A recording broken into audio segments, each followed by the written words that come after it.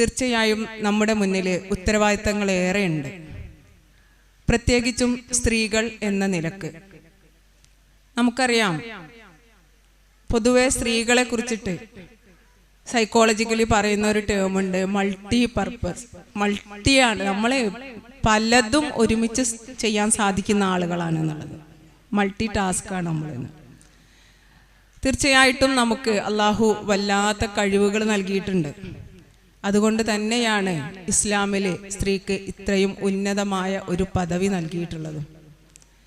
അള്ളാഹു നമ്മളെ എത്രമാത്രം ബഹുമാനിച്ചിട്ടുണ്ട് എന്നുള്ളത് നമ്മളൊന്ന് ആലോചിച്ച് നോക്കണം. ഖുർആനിൽ പ്രത്യേകമായി എടുത്തു പറഞ്ഞിട്ടുണ്ട് നമ്മുടെ ഗുണഗണങ്ങൾ. ഒരു ഗർഭധാരണത്തില് ഒരു സ്ത്രീ അനുഭവിക്കുന്ന പ്രയാസങ്ങളെ ഒരുപക്ഷെ നമ്മളൊക്കെ അനുഭവിച്ചതിനെ നമ്മളെ ചുറ്റിലുള്ളവരൊന്നും അത്ര വലിയൊരു കാര്യമായി എണ്ണി പറഞ്ഞിട്ടുണ്ടാവില്ല. പക്ഷെ പടച്ചവൻ പറഞ്ഞിട്ടുണ്ട്, പ്രയാസങ്ങളുടെ മേൽ പ്രയാസമായിക്കൊണ്ടാണ് നമ്മൾ ഗർഭം ചുമക്കുന്നതെന്ന്. നമ്മളെ ഏറ്റവും പ്രിയപ്പെടുന്ന നമ്മുടെ ഭർത്താവ്, അതല്ലെങ്കിൽ ഉമ്മ, ഇങ്ങനെയുള്ളവര് നമ്മുടെ സമയത്ത് പ്രിയപ്പെട്ടവരായിട്ടുള്ള അമ്മായിമാര്, അങ്ങനെയുള്ളവരൊക്കെ നമ്മളെ ഒന്ന് താങ്ങാനും തലോടാനും ഒക്കെ ഉണ്ടാവും ആ സമയത്ത്. എന്നിരുന്നാലും നമ്മളെ ഏറ്റവും കൂടുതൽ അറിയാവുന്ന അള്ളാഹു ആണ് പറഞ്ഞിട്ടുള്ളത് അത് പ്രയാസങ്ങളുടെ മേൽ പ്രയാസമാണ് എന്നുള്ളത്. മാത്രവുമല്ല, സ്ത്രീക്ക് അള്ളാഹു നൽകിയ പദവികള് ഖുർആനിൽ പലയിടങ്ങളിൽ പല വിധത്തിലാണുള്ളത്. ഉമ്മ എന്ന ഒരു അലങ്കാരം, ആ ഒരു സ്ഥാനത്തിന് എത്രമാത്രം മഹത്വം കൊടുത്തിട്ടുണ്ട്. ഉമ്മക്ക് 3 പദവികൾ കൊടുത്തതിന് ശേഷമാണ് പിതാവിനുള്ള പദവി പ്രവാചകൻ സല്ലല്ലാഹു അലൈഹി വസല്ലമ നൽകിയിട്ടുള്ളത്. ഇത്രമാത്രം ബഹുമാനിക്കപ്പെടാൻ എന്താണ് നമ്മുടെ കയ്യിലുള്ളത്? നമ്മൾ മക്കളുടെ അടുത്ത് ഒരു പക്ഷേ പറയുന്നുണ്ടാവും, അവര് വല്ലാതെ കുരുത്തക്കേട് കാണിക്കുമ്പോൾ, അതല്ലെങ്കിൽ അവര് നമ്മളുടെ ഇഷ്ടത്തിന് അപ്പുറത്തേക്ക് പോകുമ്പോൾ 3 പ്രാവശ്യമുള്ള നമ്മുടെ സ്ഥാനത്തിന്റെ മഹത്വം. പക്ഷേ എന്തിനു വേണ്ടിയിട്ടാണ് അള്ളാഹു ഈ സ്ഥാനം തന്നത് എന്നത് നമ്മൾ ചിന്തിക്കേണ്ടതുണ്ട്. അള്ളാഹു നമുക്ക് ധാരാളം അനുഗ്രഹങ്ങൾ നൽകിയിട്ടുണ്ട്. പടച്ചവന്റെ അനുഗ്രഹങ്ങളെ കുറിച്ച് ചിന്തിക്കുമ്പോൾ നമ്മൾ ആദ്യം ആലോചിക്കുക നമ്മുടെ സൗകര്യങ്ങളെ കുറിച്ചിട്ട്, നമ്മുടെ ആരോഗ്യത്തെ കുറിച്ചിട്ട്, നമുക്ക് ലഭിക്കുന്ന ഓരോ അവസരങ്ങളെ കുറിച്ചിട്ട്, നമുക്കുണ്ടായ മക്കളുടെ പ്രാപ്തിയെ സംബന്ധിച്ച്, ഇങ്ങനെയൊക്കെയാണ് നമ്മൾ അനുഗ്രഹങ്ങളെ കുറിച്ചിട്ട് ആലോചിക്കാറുള്ളത്. പക്ഷേ അള്ളാഹുവും പ്രവാചകനും അടിവരയിട്ട് പറഞ്ഞ ഏറ്റവും വലിയ അനുഗ്രഹം എന്നുള്ളത് ഹിദായത്ത് ലഭിക്കുക എന്നുള്ളതാണ്. അള്ളാഹുവിൻ്റെ മതത്തെ അറിഞ്ഞ് അതിൽ ജീവിക്കുവാൻ വേണ്ടിയിട്ടുള്ള ഒരു അവസരം ലഭിക്കുക എന്നുള്ളതാണ് ഒരു മനുഷ്യന് ജീവിതത്തിൽ ലഭിക്കേണ്ട ഏറ്റവും വലിയ അനുഗ്രഹം. പ്രിയമുള്ള സഹോദരിമാരെ, ഇവിടെ ഈ കൂട്ടത്തിലിരിക്കുന്ന ആർക്കെങ്കിലും ആ കാര്യത്തിൽ സംശയമുണ്ടോ? ആ വലിയ അനുഗ്രഹം എനിക്ക് കിട്ടിയിട്ടില്ല എന്ന് തോന്നുന്ന ഒരാളെങ്കിലും നമ്മുടെ ഈ കൂട്ടത്തിലുണ്ടോ? ഒരിക്കലും ഉണ്ടാവില്ല എന്നാണ് ഞാൻ മനസ്സിലാക്കുന്നത്. കാരണം ഒരു മുസ്ലിം മാതാവിൻ്റെയും പിതാവിൻ്റെയും മകളായി ജനിച്ച് വളർന്ന് വലുതായി മാറിയ ആളുകളാണ് നമ്മളൊക്കെയും തന്നെ. എന്നിരുന്നാലും ഇങ്ങനെ ആ ഒരു ഹിദായത്ത് എന്ന വലിയ ഒരു അനുഗ്രഹം ലഭിച്ചതിൻ്റെ ഗുണഫലങ്ങൾ നമ്മൾ പ്രകടിപ്പിക്കുന്നുണ്ടോ? അത് നമ്മുടെ ജീവിത വഴിയിൽ നമ്മൾ ഉപയോഗപ്പെടുത്തിയോ എന്ന് നമ്മളൊന്ന് ചിന്തിക്കുക. ഒരു മുസ്ലിമായത് നാം പ്രയോജനപ്പെടുത്തിയോ? മറ്റെല്ലാവരെയും പോലെ അതല്ലെങ്കിൽ അള്ളാഹുവിൻ്റെ ഈ ഹിദായത്തിലേക്ക് എത്തിച്ചേരാൻ ഭാഗ്യം ലഭിക്കാത്ത എത്രയോ ആളുകളുണ്ട്. നമ്മളൊക്കെ ജന്മം കൊണ്ട് തന്നെ അതിലേക്ക് എത്തിപ്പെട്ടവരാണ്. എന്നിട്ടും നമുക്ക് അതിനെ കാര്യക്ഷമമായി ഉപയോഗപ്പെടുത്താൻ സാധിച്ചോ എന്ന് നമ്മൾ ഒന്ന് സ്വയം ചിന്തിക്കുക. ഒരു പണ്ഡിതന്റെ വചനമുണ്ട്, നീ നന്നാവുക നിനക്ക് വേണ്ടിയിട്ട്. അതിന് നിനക്ക് സാധിക്കണില്ലെങ്കിൽ നീ അള്ളാഹുവിനെ വിചാരിച്ചിട്ടെങ്കിലും നന്നാവുക. അതിനും നിനക്ക് സാധിക്കുന്നില്ലെങ്കിൽ സ്വർഗം ആഗ്രഹിച്ചുകൊണ്ട് നീ നന്നാവുക. എനിക്കൊരു സ്വർഗം കിട്ടാനുണ്ടല്ലോ, അതിനും സാധിക്കണില്ലെങ്കിൽ നരകത്തെ ഭയപ്പെട്ടുകൊണ്ടെങ്കിലും നീ നന്നാവുക. 4മതായിട്ട് അങ്ങനെയാണ് നമ്മൾ, നരകത്തിൽ വീഴരുതല്ലോ, അതിനും വേണ്ടിയിട്ടെങ്കിലും ഞാനൊന്ന് നന്നാവട്ടെ.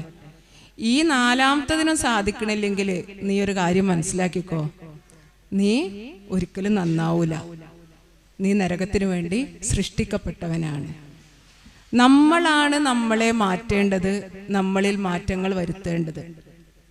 ഇവിടെ അള്ളാഹു നമ്മെ ഏൽപ്പിച്ച വലിയ ഒരു ഉത്തരവാദിത്തമുണ്ട്. സ്ത്രീകൾ മാത്രമുള്ളൊരു സദസ്സായതുകൊണ്ട് തന്നെ അതിലേക്ക് തിരിയാണ് ഞാൻ. നേരത്തെ പറഞ്ഞ പോലെ തന്നെ ഏറ്റവും വലിയ ഒരു ഹിദായത്ത് നമുക്ക് ലഭിച്ചു കഴിഞ്ഞിട്ടുണ്ട്.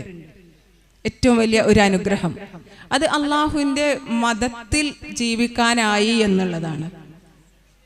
പിന്നെ നമുക്ക് ഉള്ള ഒരു അനുഗ്രഹം, നമുക്ക് ജീവിതത്തിന് വേണ്ടിയിട്ടല്ല എല്ലാ സാഹചര്യങ്ങളും അനുകൂലമായിക്കൊണ്ടാണ്. ഒരു മുസ്ലിമായി ജീവിക്കാനുള്ള എല്ലാ സാഹചര്യങ്ങളും നമ്മുടെ നാട്ടിൽ ഇന്ന് നമുക്ക് അനുകൂലമാണ്. നമ്മുടെ വേഷവിധാനങ്ങളിലാണെങ്കിലും നമ്മുടെ ആരാധനാ കർമ്മങ്ങളിലാണെങ്കിലും നമുക്ക് പ്രബോധനം നടത്തേണ്ട കാര്യത്തിലാണെങ്കിലും ഇതിനൊക്കെ ഉള്ളൊരു സ്വാതന്ത്ര്യത്തോടു കൂടിയാണ് നമ്മൾ ഇന്ന് ജീവിച്ചുകൊണ്ടിരിക്കുന്നത്. നമുക്കറിയാം, നമ്മളിപ്പോൾ വാട്സപ്പിൽ വല്ലാണ്ട് കാണുകയും ഷെയർ ചെയ്യുകയും സ്റ്റാറ്റസുകളിലൊക്കെ നിരന്തരം നമ്മളെ വല്ലാണ്ട് കണ്ണ് നിറയ്ക്കുകയും വിറപ്പിക്കുകയൊക്കെ ചെയ്യുന്ന കുറേ കാഴ്ചകളാണ് ഫലസ്തീനിൽ നിന്നുള്ളത്.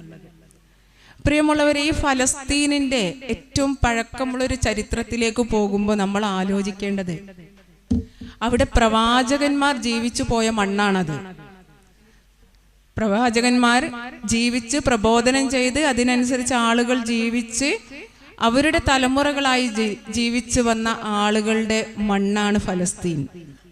അവിടെയുള്ള ഇന്നത്തെ മുസ്ലിങ്ങൾ അവർ ഭൗതികമായി അനുഭവിച്ചു കൊണ്ടിരിക്കുന്ന പരീക്ഷണങ്ങളുടെ തീവ്രത ഒരു പക്ഷേ നമുക്കൊന്നും ഉൾക്കൊള്ളാൻ പോലും സാധിക്കുന്നുണ്ടാവില്ല. ഇപ്പൊ 2-3 ദിവസമായിട്ട് ഇന്നലെ വരെ ഞാനും ഹോസ്പിറ്റലിലായിരുന്നു. ഹോസ്പിറ്റലിലാവുമ്പം നമുക്ക് സ്വാഭാവികമായിട്ടും ഉപ്പ ഒന്ന് ICUലായി മണിക്കൂറുകളോളം നമ്മൾ അതിൻ്റെ പുറത്തിങ്ങനെ നിർവികാരതയോടുകൂടി ഇരിക്കുകയാണ്. ഒന്നും നമുക്ക് ചെയ്യാനില്ല. സാധാരണ നമ്മൾ വാട്സപ്പിൽ തോണ്ടിയിരിക്കും ഒന്നും ചെയ്യാനില്ലെങ്കിൽ. അതിനുള്ള മനസ്സ് നമുക്കുണ്ടാവില്ല. അവിടുന്ന് ഡോക്ടേഴ്സ് എന്ത് പറയും ആ ഒരു മനസ്സോടു കൂടിയായിരിക്കും നമ്മൾ ഇരിക്കുന്നുണ്ടാവുക. അൽഹംദുലില്ലാ റാഹത്തായിക്കൊണ്ട് തന്നെ ഉപ്പാനെ ഞങ്ങൾക്ക് റൂമിലേക്ക് മാറ്റി തന്നു. ഇപ്പോൾ ഡിസ്ചാർജായി വീട്ടിലേക്ക് വന്നിട്ടുണ്ട്. അപ്പോൾ ഒരു ദിവസം ICUലും ഒരു ദിവസം റൂമിലും ആയിട്ട് നമ്മൾ ഇങ്ങനെ ആ ഒരു ദിവസങ്ങൾ ചെലവഴിക്കുമ്പോൾ നമ്മൾ നമ്മുടെ ജീവിതത്തെക്കുറിച്ച് ഞാനിങ്ങനെ ആലോചിച്ചു പോയി. ആ ഒരു അരക്ഷിതാവസ്ഥ അതുപോലും താങ്ങാൻ നമുക്കാവണില്ല. ഫലസ്തീനിൽ സംഭവിച്ചത് എന്താണ്? അങ്ങനെ ഉള്ള ഒരു ഹോസ്പിറ്റലില് മുറിവേറ്റ ബോംബ് വർഷങ്ങളേറ്റ് മുറിവേറ്റ കുഞ്ഞുങ്ങളും സ്ത്രീകളൊക്കെ അടങ്ങുന്ന ഒരു ഹോസ്പിറ്റലിൽ വീണ്ടും തകർക്കപ്പെടുകയാണ്. അത്രമാത്രം ഭീകരം. നമുക്ക് ആശുപത്രി എന്നൊക്കെ പറഞ്ഞ ആശ്വാസ കേന്ദ്രമാണ്. ഒരു സുഖമില്ലാത്ത ഒരാൾ നമ്മളെ വീട്ടിലുണ്ടെങ്കിൽ അയാൾക്ക് എന്തെങ്കിലും ഒരു പ്രയാസം എത്തുമ്പോഴേക്കും നമുക്ക് വണ്ടി കിട്ടിയില്ലെങ്കിൽ ബേജാറ, കാരണം നമുക്ക് ഹോസ്പിറ്റലിലേക്ക് എത്തണം. എത്ര തന്നെ തവക്കലും ഈമാനുണ്ടെങ്കിലും നമ്മൾ ആഗ്രഹിക്കുന്നത് ഹോസ്പിറ്റലിലെത്തി ഡോക്ടറെ അടുത്തെത്തി ICUലായാലും കുഴപ്പമില്ല, നമുക്ക് അവരുടെ ഒരു ആശ്വാസം രോഗശമനമാണ് നമ്മൾ ആഗ്രഹിക്കുന്നത്. ഇതുപോലെ പ്രാർത്ഥനയോടുകൂടി പിഞ്ചു കുഞ്ഞുങ്ങൾ ചോരക്കളത്തിൽ നിന്ന് എടുത്തുകൊണ്ടുപോയ പിഞ്ചു കുഞ്ഞുങ്ങളും സ്ത്രീകളും വൃദ്ധരും എല്ലാവരുമുള്ള ഹോസ്പിറ്റലിലാണ് എന്ത് വീണ്ടും തകർക്കപ്പെടുന്നതും അവിടെയുള്ള ആളുകൾ മരണപ്പെടുന്നതും. കൊച്ചുകുട്ടികളുടെ വീഡിയോകൾ കഴിഞ്ഞ ദിവസം ഒരുപക്ഷെ MGMന്റെ ഗ്രൂപ്പിലുള്ളവർക്കൊക്കെ അറിയായിരിക്കും. ഞാൻ മനഃപൂർവ്വം തന്നെ 2 വീഡിയോകൾ കഴിഞ്ഞ 2 ദിവസങ്ങളായിട്ട് ഷെയർ ചെയ്തിരുന്നു. ഒരു കൊച്ചു കുഞ്ഞ് തൻ്റെ പിതാവ് മരണപ്പെട്ടിട്ടുണ്ടെന്നുള്ള ബോധ്യം ആ കുട്ടിക്കുണ്ട്. പക്ഷെ എനിക്ക് എൻ്റെ പിതാവിനൊന്ന് അവസാനമായിട്ടൊന്ന് കാണണം എന്ന ഒരു വല്ലാത്ത ആഗ്രഹം. പക്ഷെ ആ കുട്ടിക്ക് ആ ബോഡി കാണിച്ചു കൊടുക്കാൻ പറ്റില്ല. കാരണം അത്രയും ആ ബോഡിയിൽ കാണാനൊന്നുമില്ല. മുഖമോ കയ്യോ എന്തെങ്കിലും ഒന്നും ഉണ്ടെങ്കിലല്ലേ ആ കുട്ടിക്ക് കാണിച്ചു കൊടുക്കുക. അതിനുള്ള അവസ്ഥ ഇല്ലാത്ത വിധം ഒരു മയ്യത്തിനെ മുന്നിൽ വെച്ചിട്ട് ആ കുട്ടി വാശി പിടിക്കുകയാണ്. അപ്പൊ ആ ഒരു വാശിയെ, ഒരു 6-7 വയസ്സുള്ള ഒരു കൊച്ചു പൈതലാണ്, ആ വാശിനെ മാറ്റാൻ പറ്റാത്തതുകൊണ്ട് തന്നെ അവസാനം ഒരാൾ കൊണ്ടുപോയിട്ട് ആ കുട്ടിയുടെ ഉപ്പയുടെ തലഭാഗം എന്ന് തോന്നിക്കുന്ന ആ ഭാഗത്തേക്ക് ആ കുട്ടിനെ കൊണ്ടുപോയി ഒന്ന് കാണിക്കുകയാണ്. പഠിച്ചവനെ ആ ഒരു കാഴ്ച കണ്ടതിന് ശേഷം ആ കുട്ടി അവിടെ കിടന്ന് തുള്ളണ ഒരു തുള്ളലുണ്ട്. ഒരിക്കലും മനസ്സിലൊരിറ്റ് കനിവുള്ളവർക്ക് കണ്ടു നിൽക്കാൻ പറ്റാത്ത അത്ര വലിയ ഒരു പെടയാന്നൊക്കെ പറയില്ല നമ്മള്. ആ കുട്ടി ഇങ്ങനെ മൊത്തമായിട്ട് പെടയാണ്. അതുപോലെ തന്നെ കഴിഞ്ഞ ദിവസം ഷെയർ ചെയ്തൊരു ഫോട്ടോ, ഒരു കൊച്ചുകുട്ടി 3-4 വയസ്സുണ്ടാവും. ഞാനിപ്പോൾ എൻ്റെ മൂത്തച്ഛൻ്റെ മകൻ്റെ അടുത്ത് പറഞ്ഞു, അവൻ്റെ ഒരു കുട്ടിയുണ്ട് 4 വയസ്സുള്ള ലിഹാൻ എന്ന് പേരുള്ള. ലിഹാൻ്റെ മുഖം മാത്രമാണ് ആ കുട്ടീൻ്റെ വീഡിയോ കാണുമ്പോൾ എൻ്റെ മനസ്സിലേക്ക് വരുന്നത്. കാരണം ഉണ്ട കണ്ണോടുകൂടി ആ കുട്ടി ഇങ്ങനെ ഭയാനകതയോടുകൂടി ഇങ്ങനെ നോക്കുകയാണ് വീഡിയോയിലേക്ക്. കാരണം വീട് തകർന്ന് ചുറ്റുള്ളവരും മൊത്തം മരണപ്പെട്ട് ഈ കുട്ടി ബാക്കിയായി ഇങ്ങനെ നിൽക്കുകയാണ്.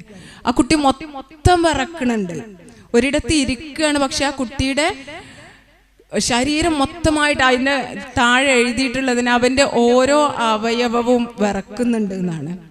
പ്രിയമുള്ളവരെ, ആ വീഡിയോ 4-5 ആവർത്തി ഞാൻ വീണ്ടും വീണ്ടും കണ്ടു. കാരണം ഇതൊക്കെ കണ്ടിട്ട് കൂടി നമുക്ക് മനസ്സിലാവണില്ല നമ്മുടെ അനുഗ്രഹം എത്രത്തോളം ഉണ്ട് എന്നുള്ളത്. ഫലസ്തീനിലെ ജനങ്ങൾ അവരുടെ ഈമാനിന്റെ കരുത്ത് കൊണ്ടാണ് അവരിന്ന് അവിടെ പിടിച്ചു നിൽക്കാൻ സാധിക്കുന്നത്. അവർക്ക് ഉറപ്പുണ്ട് മരണപ്പെട്ടാൽ സ്വർഗത്തിലേക്കാണ് എന്ന്.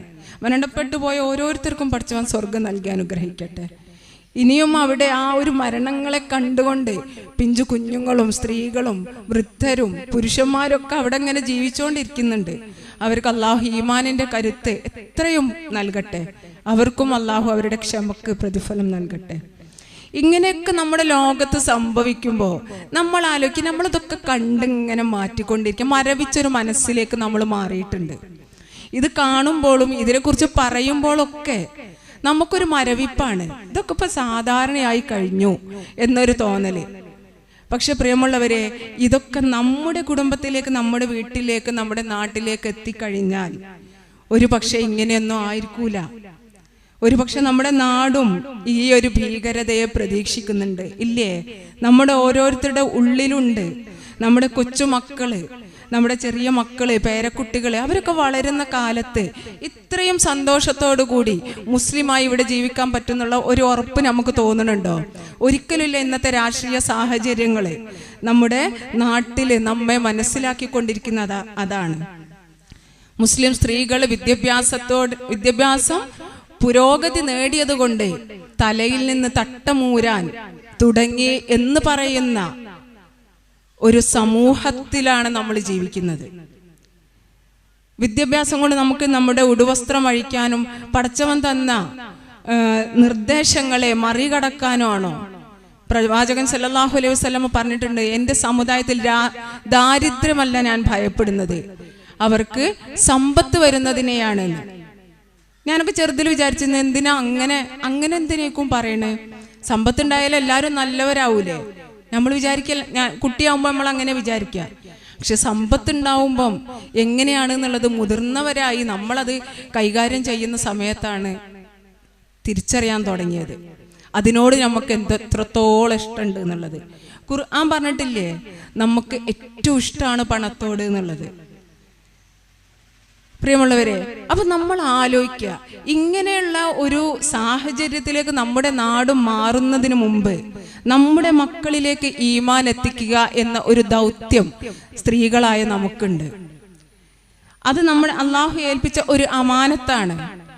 തീർച്ചയായിട്ടും ആ അമാനത്തിനെ ഏറ്റുപിടിക്കേണ്ടവരാണ് നമ്മൾ.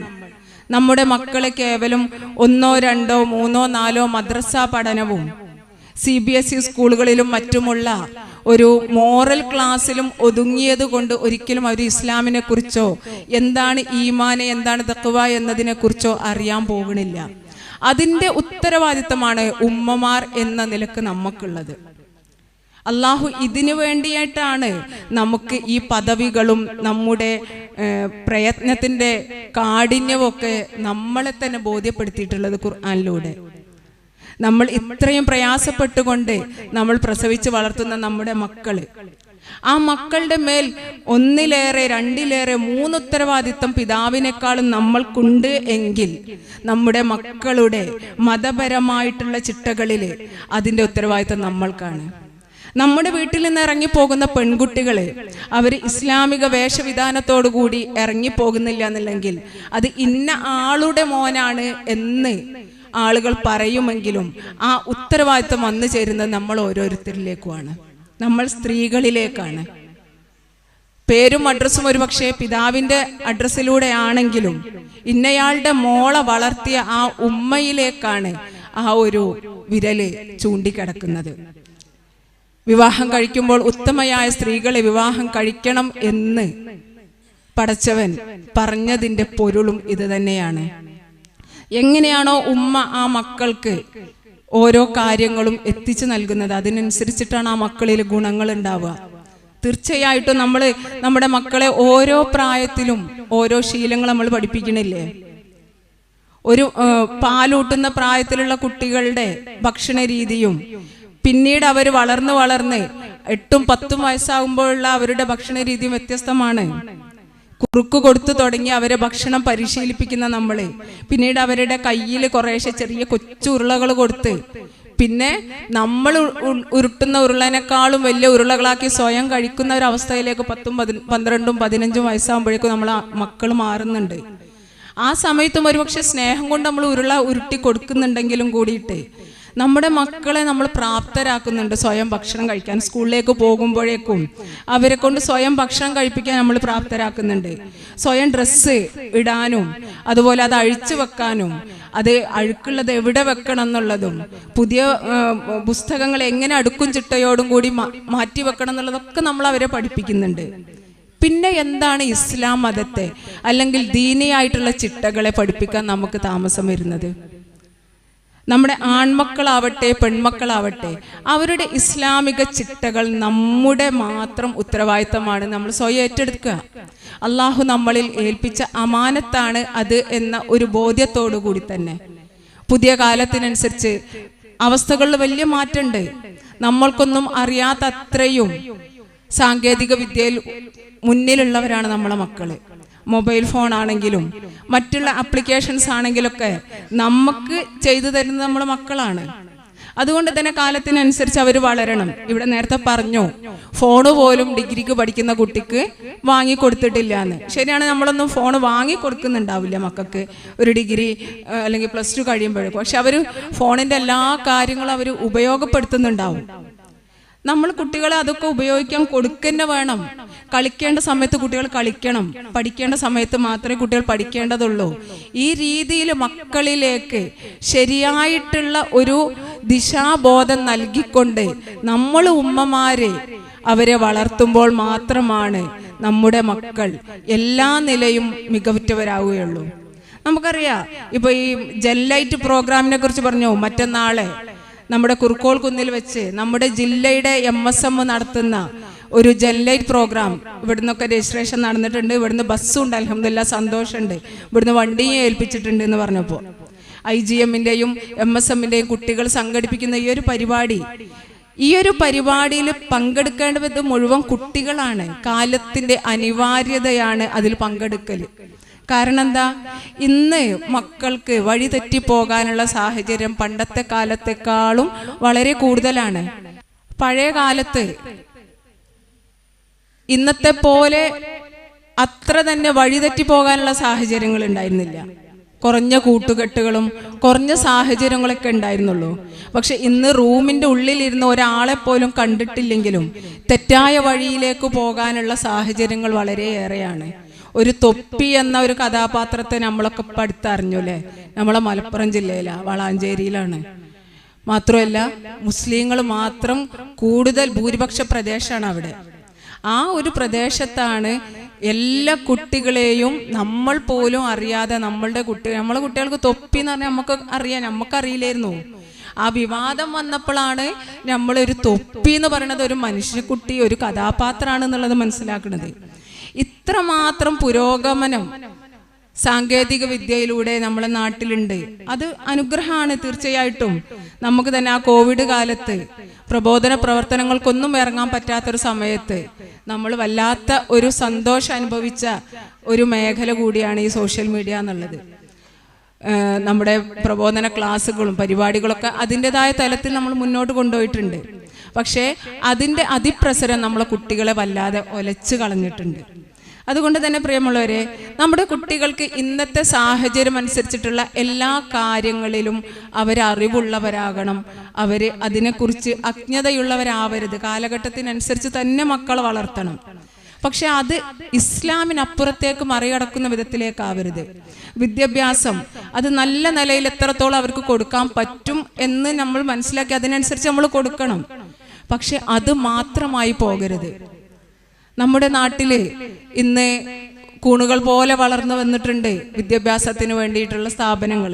എൻട്രൻസ് കോച്ചിങ് സെൻ്ററുകളായിട്ടും മറ്റ് പ്രൊഫഷണൽ കോഴ്സുകളുടെ സെൻ്ററുകളായിട്ടൊക്കെ ഇഷ്ടം പോലെയുണ്ട്. +2 കൊണ്ട് കഴിഞ്ഞാൽ സാധ്യതകളും പണം കയ്യിലുണ്ടെങ്കിൽ ഏത് മേഖലയിലേക്കും കുട്ടികൾക്ക് തിരിയാൻ മാത്രമുള്ള സാധ്യതകൾ നമ്മളെ മുന്നിലുണ്ട്. അവർ തിരിയട്ടെ. കാരണം മുസ്ലിം ഉമ്മത്തിലെ കുട്ടികൾ വിദ്യാഭ്യാസമുള്ളവരാവണം, പുതിയ കാലത്തിനനുസരിച്ച് ജീവിക്കുന്നവരാവണം. പക്ഷേ അതോടൊപ്പം ഇസ്ലാമിനെ അറിഞ്ഞും കൊണ്ടും കൂടിയാവണം അവർ ജീവിക്കേണ്ടത്. ആ അമാനത്താണ് അള്ളാഹു നമ്മളെ ഏൽപ്പിച്ചിട്ടുള്ളത്. ആ അമാനത്തിൻ്റെ പ്രാധാന്യമാണ് 3 പ്രാവശ്യം നമ്മളെ ബോധ്യപ്പെടുത്തിയിട്ടുള്ളതും. എൻ്റെ മകനാവട്ടെ മകളാവട്ടെ, ആൺകുട്ടികളാവുമ്പോൾ പൊതുവേ ഒരു 15 വയസ്സ് കഴിഞ്ഞാൽ ജമാഅത്തിന് പള്ളിയിലേക്ക് പോകാൻ അവർ സ്വയം പ്രാപ്തരാണ്.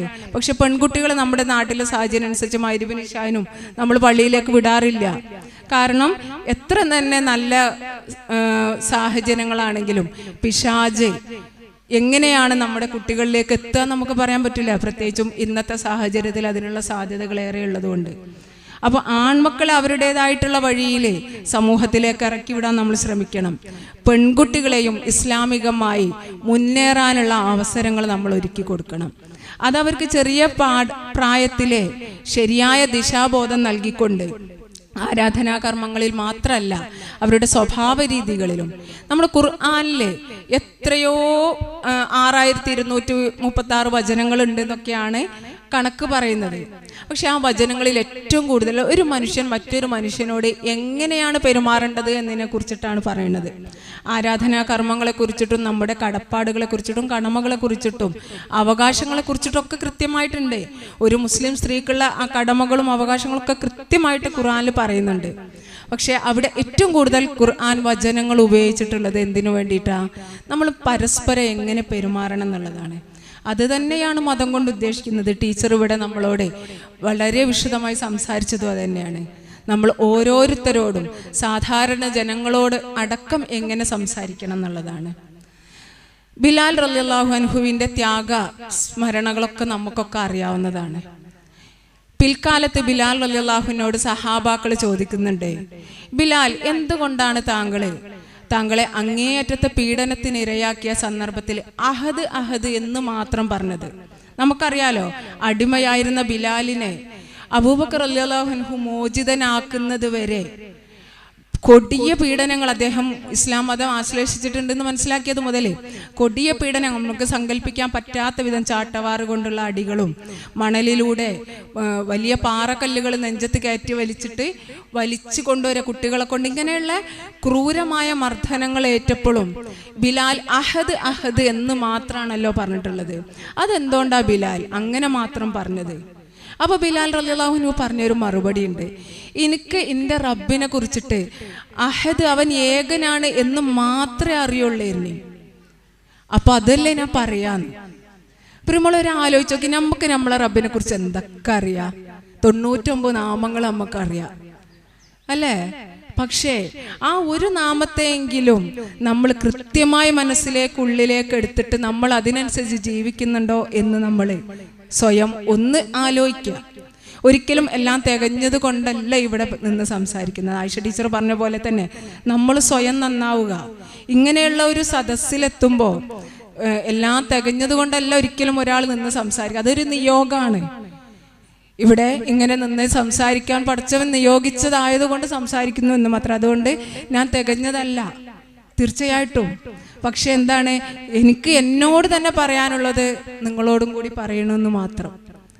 അപ്പൊ അതുകൊണ്ട് തന്നെ ആ അഹദ്, അല്ലാഹു ഏകനാണ് എന്ന ഒരു സത്യം മാത്രം മനസ്സിലാക്കിക്കൊണ്ടാണ് ബിലാൽ അല്ലാഹുവിന് വേണ്ടി അത്രയും ത്യാഗങ്ങൾ സഹിച്ചിട്ടുള്ളത്. നമ്മൾക്കറിയാം, നമുക്ക് അല്ലാഹുവിനെ കുറിച്ച് അറിയാത്തതായിട്ട് ഒന്നുമില്ല. അള്ളാഹു നമുക്ക് നൽകിയ അനുഗ്രഹങ്ങളെ കുറിച്ച് നമ്മൾ എഴുതുകയാണെങ്കിൽ കടലിലെ വെള്ളം മുഴുവൻ മഷിയാക്കിയാലും നമ്മൾ എഴുതി തീരുന്നതിന് മുമ്പ് ആ വെള്ളം തീർന്നു പോകുന്നതാണ്. മഴയെ കുറിച്ചിട്ട് നമ്മൾ വല്ലാതെ ആശങ്കപ്പെട്ടിരുന്നു അല്ലേ? മഴവെള്ളം നമുക്ക് അത് വറ്റിപ്പോയാൽ ആരാ തരിക? ആ ഒരു ഖുർആൻ വചനം നമ്മൾ വാട്സപ്പിലൊക്കെ കറങ്ങി നടക്കാൻ തുടങ്ങി. പണ്ഡിതന്മാരും നമ്മുടെ പുരോഹിതരൊക്കെ നമ്മളോട് മഴയ്ക്ക് വേണ്ടി പ്രാർത്ഥിക്കാൻ പറഞ്ഞു. നമുക്ക് മഴ ലഭിച്ചതിന് ശേഷം നമുക്ക് അതിനെക്കുറിച്ച് വലിയ വേവലാതില്ല. ഇനിയിപ്പം ജനുവരി ആകുമ്പോഴേക്കും മഴ തന്നെ ആവുമോ എന്നുള്ള ബേജാറപ്പം നമ്മളെ സംബന്ധിച്ചിടത്തോളം. കാരണം സമ്മേളനത്താകുമ്പോഴത്തേന് പാടത്തെ വെള്ളം വറ്റണമല്ലോ എന്നുള്ളത്. അതങ്ങനെ തന്നെ ആവും. പഠിച്ചോനക്കറിയാം പഠിച്ചോൻ്റെ പ്രബോധന വീതിയിലാണ് നമ്മൾ ഉള്ളത് എന്നുള്ളത്. അള്ളാഹുവിൻ്റെ ആദർശത്തെ നമ്മൾ പല രീതിയിൽ മുന്നോട്ട് കൊണ്ടുപോവുകയാണ്, പല രീതിയിൽ ജനങ്ങൾക്കിടയിലേക്ക് എത്തിക്കുകയാണ്. നമ്മൾക്കറിയാം വിശ്വമാനവികതയ്ക്ക് വേദവെളിച്ചം എന്ന ഒരു പ്രമേയത്തിൽ ഊന്നിക്കൊണ്ടാണ് നമ്മുടെ 10ാം മുജാഹിദ് സംസ്ഥാന സമ്മേളനം നമ്മളിലേക്ക് വരാനിരിക്കുന്നത്. ആ ഒരു സമ്മേളനം ഈ ഒരു പ്രബോധന പ്രവർത്തനത്തിൻ്റെ ഒരു വലിയൊരു രൂപമാണ്. അതിൻ്റെ ഒരു ചെറിയ രൂപമാണ് ഇന്ന് കുഴിപ്പുറം ശാഖയിൽ നമ്മുടെ ഈ വനിതകൾ ഒത്തുകൂടിക്കൊണ്ട് ചെയ്യുന്നത്.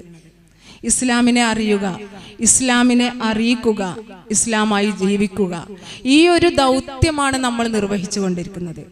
അതിനുവേണ്ടിയുള്ള പല വിധത്തിലുള്ള വ്യത്യസ്തമായ കാര്യങ്ങൾ നമ്മൾ ആസൂത്രണം ചെയ്തുകൊണ്ടിരിക്കുന്നുണ്ട്. അതിൻ്റെ ഒരു ഭാഗമാണ് മറ്റന്നാളെ വരാനിരിക്കുന്ന നമ്മുടെ വിദ്യാർത്ഥി സംഗമം.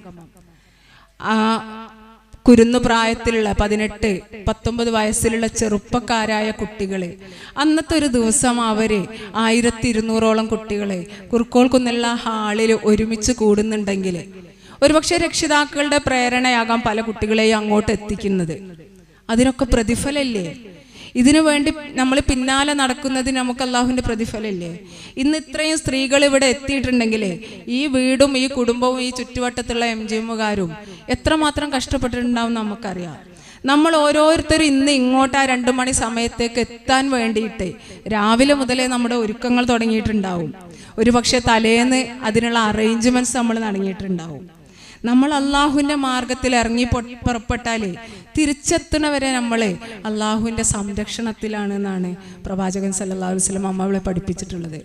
പ്രിയമുള്ളവരെ, എന്ത് പ്രയാസങ്ങൾ വന്നാലും ഈ ഒരു കൂടിയിരിക്കുന്ന സദസ്സിൽ നമ്മൾ എത്തിയത് അള്ളാഹുവിൻ്റെ അപാരമായ അനുഗ്രഹമാണ്. അൽഹംദുലില്ലാഹ്. ഈ ഇരുത്തത്തിന്, അതിൽ നമ്മൾ സഹിക്കുന്ന പ്രയാസങ്ങൾക്ക്, ഇതിനു വേണ്ടിയിട്ട് നമ്മൾ ചെയ്ത ത്യാഗങ്ങൾക്ക്, ഇതിനൊക്കെ അള്ളാഹുവിൻ്റെ അപാരമായ അനുഗ്രഹം ഉണ്ടാവും. ഒരു പക്ഷേ നാളെ അള്ളാഹുവിനെ കണ്ടുമുട്ടുമ്പോൾ ഞാൻ അള്ളാഹുവിനെ കുറിച്ച് സ്മരിക്കാൻ വേണ്ടിയിട്ട് വിളിച്ചു കൂട്ടിയ ഒരു സദസ്സിൽ ഇരുന്നിട്ടുണ്ടല്ലോ എന്ന് പറയാൻ മാത്രം ഈ ഒരു സദസ്സ് നമ്മളെ പ്രാപ്തരാക്കിയേക്കാം. അള്ളാഹുവിൻ്റെ മലക്കുകളുടെ സാന്നിധ്യം ഉണ്ട് ഇവിടെ. കാരണം ഖുർആനെ കുറിച്ചിട്ട്, അള്ളാഹുവിനെ കുറിച്ചിട്ട്, പ്രവാചകൻ സല്ലല്ലാഹു അലൈഹി വസല്ലം നമുക്ക് തന്ന ഉപദേശങ്ങളെ കുറിച്ചിട്ടൊക്കെയാണ് നമ്മളിവിടെ ചർച്ച ചെയ്യുന്നത്. ഇൻഷാ അല്ലാഹ് തീർച്ചയായിട്ടും നമുക്ക് പ്രതീക്ഷിക്കാം ഇത് നമുക്കൊരു മുതൽക്കൂട്ടാകുമെന്നുള്ളത്. ഇവിടെ ഇങ്ങനെ ഒരു സംസാരം ഉദ്ദേശിച്ചുകൊണ്ടല്ല ഞാൻ വന്നിട്ടുള്ളത്. ഞാനിവിടെ ഈ ഒരു സദസ്സിലേക്ക് എത്തുക, ആയിഷ ടീച്ചറും വരുന്നുണ്ട്, നമ്മളെ കുഴിപ്പുറം ശാഖയിൽ നമ്മളെല്ലാവരും കൂടി ഒത്തുകൂടുമ്പോൾ ഒന്ന് വരിക എന്നുള്ളത് മാത്രമാണ്. ഇവിടെ എത്തി ആ ഒരു നേരത്താണ് തസ്ലിൻ ടീച്ചറെ ഒന്ന് സംസാരിക്കണം എന്ന് പറഞ്ഞത്. അതുകൊണ്ട് തന്നെ മനസ്സിലുള്ള കുറച്ച് കാര്യങ്ങൾ നിങ്ങളുമായി പങ്കുവെച്ചെന്ന് മാത്രം. ഞാനിവിടെ തുടക്കത്തിൽ ഓതി വെച്ച ഒരു ഖുർആൻ വചനമുണ്ട്, സുമ്മലതുസ്അലുന്ന യൗമ ഇദിൻ അനിൻ നഈം. നമ്മളൊക്കെ പലപ്പോഴും നമസ്കാര വേളകളിലൊക്കെ പാരായണം ചെയ്യാറുള്ള സൂറത്തിലൊരു വചനമാണിത്. തീർച്ചയായും അള്ളാഹു നൽകിയ അനുഗ്രഹങ്ങളെക്കുറിച്ച് ചോദിക്കപ്പെടുക തന്നെ ചെയ്യും. നമ്മൾ പറഞ്ഞ ഏറ്റവും വലിയൊരു അനുഗ്രഹം അത് ഈ കൂടിയിരിക്കുന്ന എല്ലാവർക്കും കിട്ടിയതാണ് ഹിദായത്ത്. അള്ളാഹുവിൻ്റെ മാർഗത്തിൽ ജീവിക്കാനുള്ള ഒരു തൗഫീഖ് അള്ളാഹു നൽകി എന്നുള്ളത്. അതിൽ മാത്രം ഒതുങ്ങുന്നില്ല. നമുക്ക് എത്രയോ അനുഗ്രഹങ്ങൾ ആരോഗ്യമായിട്ടും സൗന്ദര്യമായിട്ടും സമ്പത്തായിട്ടും അവസരങ്ങളായിട്ടും മക്കളായിട്ടും അതുപോലെ തന്നെ ചുറ്റുപാടിൽ മറ്റുള്ളവരുടെ ഇടയിൽ നല്ല ഒരു സ്ഥാനമായിട്ടൊക്കെ നമ്മളെല്ലാവരും ജീവിച്ചു പോകുന്നുണ്ട്. ഒരിക്കലും മോശക്കാരല്ല ഒരു മനുഷ്യനും. അള്ളാഹു മനുഷ്യനെ കുറിച്ചിട്ട് അള്ളാഹു ആദരിച്ചിരിക്കുന്നു എന്നാണ് പറഞ്ഞിട്ടുള്ളത്. 80 ലക്ഷത്തോളം ജീവിവർഗങ്ങളുള്ള ഈ ഒരു ഭൂമിയിൽ അള്ളാഹു മനുഷ്യനെ ആദരിച്ചിരിക്കുന്നു എന്നാണ് ഖുർആനിൽ പറഞ്ഞിട്ടുള്ളത്. അതുകൊണ്ട് തന്നെ ആ ആദരവിൽ നമ്മൾ ഓരോരുത്തരും അർഹരാണ്. നമ്മൾ ആരും മോശക്കാരല്ല. പക്ഷേ ആ ആദരവ് നിലനിർത്താൻ മരണം വരെയും ആ അള്ളാഹു നൽകിയ ആദരവിനെ അള്ളാഹുവിൻ്റെ മാർഗത്തിലൂടെ നിലനിർത്താൻ നമ്മൾ ശ്രമിക്കേണ്ടതുണ്ട്. നമ്മൾക്ക് അള്ളാഹു നൽകിയ അനുഗ്രഹമായ നമ്മുടെ സന്താനങ്ങളിലൂടെ വരും തലമുറയിലേക്ക് ആ ഒരു അനുഗ്രഹത്തെ നമ്മൾ എത്തിക്കാനും നമ്മൾ ശ്രമിക്കേണ്ടതുണ്ട്. ഇൻഷാ അല്ലാഹ് ഓരോ സ്ത്രീകളായ നമ്മൾക്കും അതിനുള്ള തൗഫീഖ് പടച്ചവൻ തരട്ടെ. നമ്മുടെ മക്കളിലേക്ക് ഇസ്ലാമിനെ ശരിയായ വിധത്തിൽ എത്തിക്കാൻ നമ്മൾ ഓരോരുത്തരും ബാധ്യതപ്പെട്ടവരാണ് എന്ന ഒരു തിരിച്ചറിവോടുകൂടി തന്നെയാവണം നമ്മൾ ഓരോരുത്തരും ഇന്ന് ഇവിടെ നിന്ന് മടങ്ങേണ്ടത്. അത് എല്ലാ കാര്യത്തിലും. ഒരിക്കലും മദ്രസ പഠനം കൊണ്ട് എൻ്റെ കുട്ടി ഖുർആൻ ഓതാൻ പഠിച്ചു, മദ്രസ പഠനം കൊണ്ട് എൻ്റെ കുട്ടി നിസ്കരിക്കാൻ പഠിച്ചു, ഇതല്ല നമ്മുടെ ബാധ്യത. എൻ്റെ കുട്ടി 6 7 വയസ്സ് ആവുമ്പോൾ ശീലിക്കുന്ന ആ ഒരു നമസ്കാരം 10 വയസ്സാകുമ്പോൾ നമ്മളൊന്ന് നിർത്തി നമസ്കരിക്കുക. വക്തുകളൊന്നും അല്ലാതെ സുബഹ് ലുഹർ അസർ മഗ്രിബ് ഇശാ ഈ വക്തൊന്നും അല്ലാത്തൊരു സമയത്ത് നമ്മുടെ 10 11 വയസ്സായ മകളെ നിർത്തിയിട്ട് ഓരോ പ്രാർത്ഥനയും ചൊല്ലിക്കൊണ്ടൊന്ന് നിസ്കരിക്കാൻ പറയാം 2 റക്അത്ത്. അവിടെ ആ കുട്ടി കൃത്യമായി അത് ചെയ്യുന്നുണ്ടെങ്കിൽ ആ നമസ്കാരം എന്ന ആരാധനാ കർമ്മത്തിൽ നമ്മൾ വിജയിച്ചു. അതുപോലെ നമ്മുടെ കുട്ടിയുടെ ഓരോ ശീലങ്ങളെയും എത്രയോ ദിക്ർ ദുആകൾ നമ്മുടെ ശീലങ്ങളിലുണ്ട്. ഒരുപക്ഷെ എല്ലാം ഒരേപോലെ നമുക്ക് മുന്നോട്ട് കൊണ്ടുപോകാൻ സാധിച്ചോളുന്നില്ല. പക്ഷെ കഴിവിന്റെ പരമാവധി നമ്മുടെ മക്കളിലും അത് ശീലിപ്പിക്കാൻ ശ്രമിക്കുക. നമ്മൾ ഇങ്ങനെ തുടങ്ങി ഇങ്ങനെ ഒരു കുട്ടിയെ ഒരു 15 16 17 വയസ്സിലേക്ക് നമ്മൾ കൈപിടിച്ച് കൊണ്ടുവന്നാൽ ഒരിക്കലും അവനെയോ അവളെയോ കോളേജിലേക്ക് വിടുമ്പോഴോ സ്കൂളിലേക്ക് പറഞ്ഞേക്കുമ്പോഴോ നമുക്ക് ഭയപ്പെടേണ്ട കാര്യമില്ല. അവൻ ഇസ്ലാമികമായി വേഷം ധരിക്കും, അവൾ ഇസ്ലാമികമായി വേഷം ധരിക്കും, അവൾ കൂട്ടുകാരിലേക്ക് ഇസ്ലാമിനെ എത്തിക്കാനും ശ്രമിക്കും. കൂട്ടുകെട്ടിനനുസരിച്ചിട്ടാണ് മക്കൾ പലപ്പോഴും വഴിതെറ്റി പോകാറുള്ളത്. എവിടെ ചെന്നാലും നമുക്ക് അനുയോജ്യരായ കൂട്ടുകാരെ കണ്ടെത്താൻ അവിടെ അള്ളാഹുവിൻ്റെ ഒരു കരുതൽ അവർക്കുണ്ടാവും. വീട്ടിൽ നിന്ന് ഇറങ്ങുമ്പോഴുള്ള പ്രാർത്ഥന ചൊല്ലിപ്പോകുന്ന ഒരു കുട്ടിക്ക് തിരിച്ചെത്തുന്നത് വരെ അള്ളാഹുവിൻ്റെ ഒരു കാവലുണ്ടാകും എന്ന് നമ്മുടെ ജീവിതത്തിലൂടെ നമുക്ക് കുട്ടികളിലേക്ക് ബോധ്യപ്പെടുത്താൻ സാധിച്ചിട്ടുണ്ടെങ്കിൽ ഒരിക്കലും അവർ വഴി തെറ്റിപ്പോകില്ല. ഇവിടെ പറഞ്ഞു വന്നത് സമൂഹം അതുപോലെ തന്നെ ഇന്നത്തെ സാങ്കേതിക ഒക്കെ നമ്മുടെ മുന്നിൽ ഭീഷണിയായിട്ടുണ്ടെങ്കിലും നമ്മൾ ശ്രമിച്ചാൽ നമ്മുടെ മക്കളെ അള്ളാഹുവിൽ ഭരമേൽപ്പിച്ചുകൊണ്ട് നമ്മൾ ശ്രമിച്ചാൽ നമ്മളെ അവർക്ക് ശരിയായ വഴിയിൽ കണ്ടെത്താൻ സാധിച്ചാൽ നമുക്കൊരു പിഴവും കൂടാതെ അവരെ നമുക്ക് സന്തോഷത്തോടു കൂടി കാണാൻ സാധിക്കും. ഖുർറത്ത് അഅ്യുന് എന്ന ഒരു പദമുണ്ട്. റബ്ബന ഹബ്ലനാ മിൻ അസ്വാജിനാ വദുരിയത്തിനാ ഖുർറത്ത അഅ്യുൻ, ഞങ്ങളുടെ ഇണകളിൽ നിന്നും സന്താനങ്ങളിൽ നിന്നും കൺകുളിർമ നൽകണമേ എന്നുള്ളത്. ഈ കൺകുളിർമ എന്ന് പറഞ്ഞ സാധനം ഞാനൊക്കെ ആദ്യം മനസ്സിലാക്കിയത് നല്ല കാഴ്ചക്കുള്ള ഒരു ഭയങ്കര സന്തോഷം. ശരിയാണത്. നമ്മളെ കുട്ടികൾ നല്ല ആരോഗ്യത്തോടു കൂടി നല്ല ഭംഗിയിലിരിക്കുന്നത് കൺകുളിർമ തന്നെയാണ്. പക്ഷെ അതിനും മീതെയുള്ള ഒരു കൺകുളിർമ ഉണ്ട് എന്നുള്ളത് നമ്മളൊക്കെ തിരിച്ചറിയുന്നുണ്ടെന്ന്.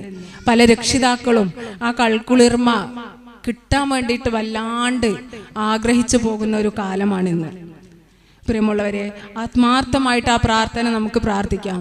വജഅൽനാലിൽ മുത്തഖീന ഇമാമ, ഭയഭക്തന്മാർക്ക് ഇമാമാക്കണേന്നും കൂടി ആ പ്രാർത്ഥനയുടെ തുടർച്ചയായിട്ടുണ്ട്. ആ പ്രാർത്ഥന ആത്മാർത്ഥമായി പ്രാർത്ഥിച്ചുകൊണ്ട് അതിനനുസരിച്ച് നമ്മൾ അവരെ പരിവർത്തിക്കുമ്പോഴാണ് ആ പ്രാർത്ഥനക്ക് നമുക്ക് ഉത്തരം കിട്ടുക. കുട്ടികളാവുമ്പോൾ നമ്മൾ അവർക്ക് വേണ്ടിയിട്ട് മാതാപിതാക്കൾക്ക് വേണ്ടിയിട്ടുള്ള ഒരു പ്രാർത്ഥന ഉണ്ടല്ലോ. എന്താണ്? റബ്ബിർഹംഹുമാ കമാ റബ്ബയാനി സ്വഗീറ, അവരോട് കരുണ ചൊരിയണമേ. ഞങ്ങളോട് അവര് ചെറുപ്പത്തിൽ എങ്ങനെ കരുണ ചൊരിഞ്ഞു. കരുണക്ക് പല തലങ്ങളുണ്ട്. അത് ഏറ്റവും നല്ല സ്നേഹവാത്സല്യമാവാം. പക്ഷേ പല തലങ്ങളിലും അത് വെറും സ്നേഹമോ ഭക്ഷണം കൊടുക്കലോ വസ്ത്രം കൊടുക്കലോ അതല്ലെങ്കിൽ ആഗ്രഹിക്കുന്നതൊക്കെ നൽകലോ അല്ല. ഇതുപോലെ അവരെ കാരുണ്യനിധിയായ അള്ളാഹുവിൻ്റെ വഴിയിലൂടെ നടത്തലും കൂടി അവർ മുതിർന്നവരാകുമ്പോൾ കരുണയായിരുന്നു എന്ന് തിരിച്ചറിയും.